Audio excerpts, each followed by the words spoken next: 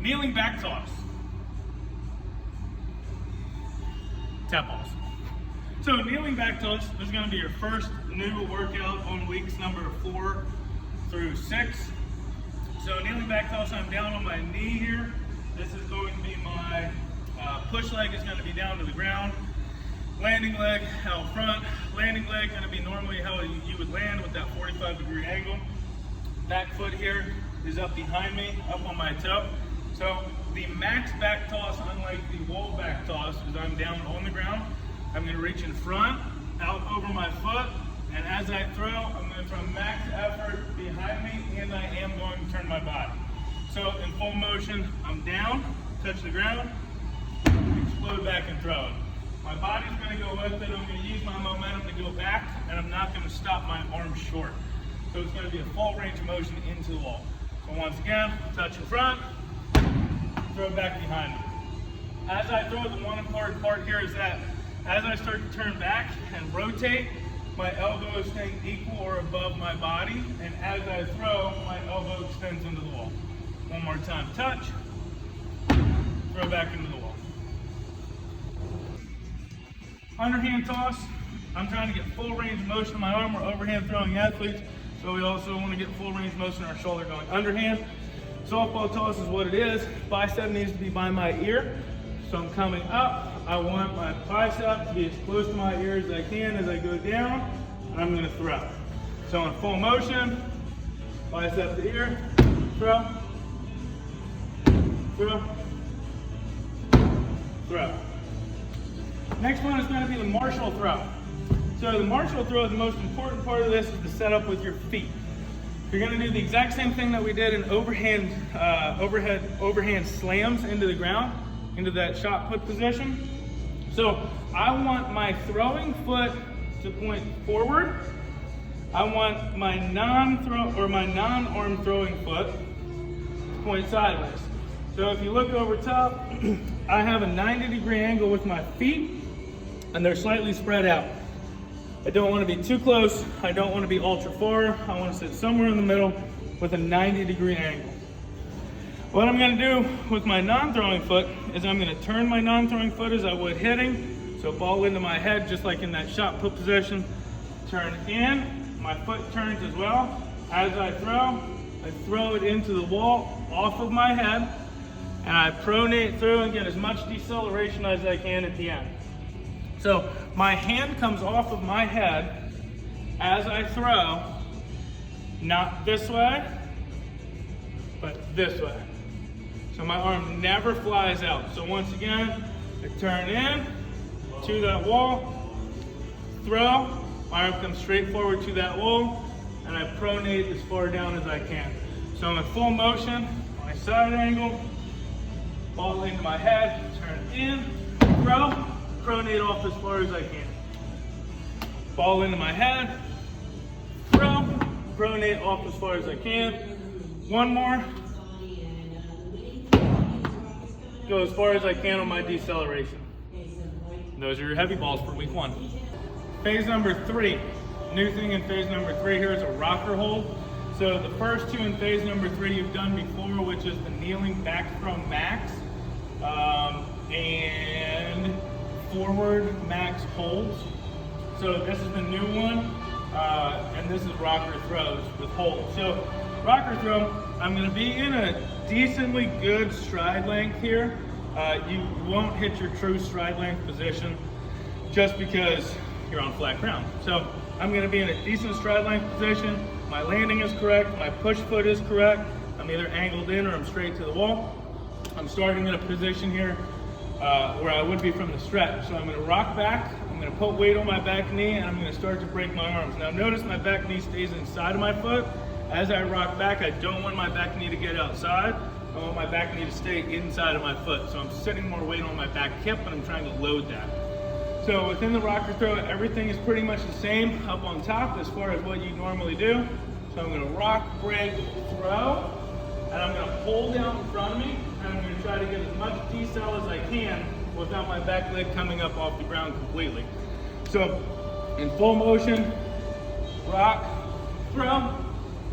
I'm going to hold on to that ball and get my finish down as far as I can through decel.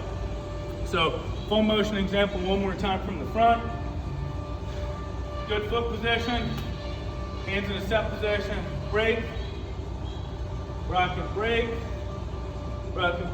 throw, and I'm gonna hold on to that ball and decel as far down as possible. All right, phase number 3 again, walk-in windup. So walk-in windup is similar to the step-in throw, but now I'm gonna start to use my legs, and I'm gonna turn my foot, and I'm gonna get a full leg lift. So no difference in your actual throwing motion in this. No shot put hand, nothing like that. I do want to stay directional through the wall as much as I can, but I'm starting to use more momentum and throw harder. So when I walk in, the important part here is as I walk in, I'm going to turn my foot. Think about an arrow in the middle of your foot, drawing directionally to the place that you're trying to throw that ball. So my foot turns in. At this point, I turn, I come up with my normal motion, I come down, and I throw through that wall, and I stay directional. So once again, an important part of this is just your base. So as I walk in, I turn my foot, I pick up, and then I throw through that wall. So in a full motion example here, I'm walking up, turn my foot, up, throw, and I'm staying through my target and through the wall.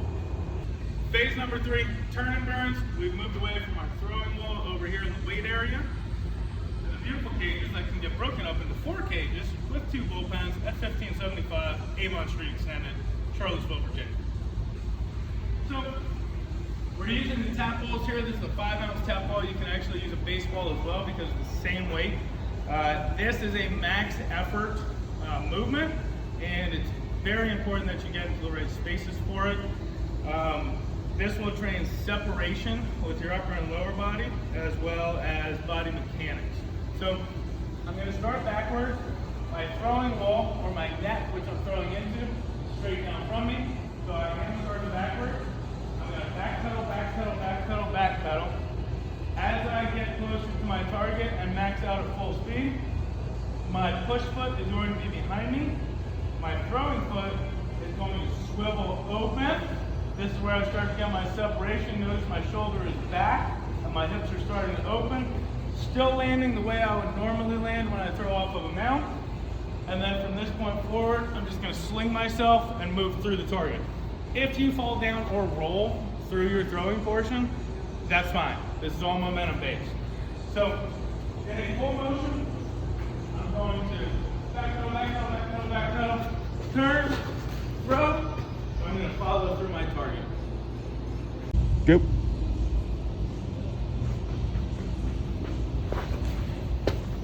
All right, running guns in phase 3. This is another max effort exercise.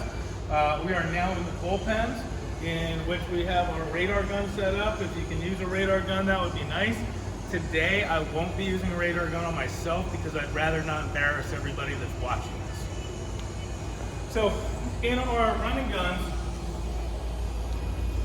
the important part here is the step as I go. So, it's going to be my regular throwing motion, but you can have a couple different gather steps.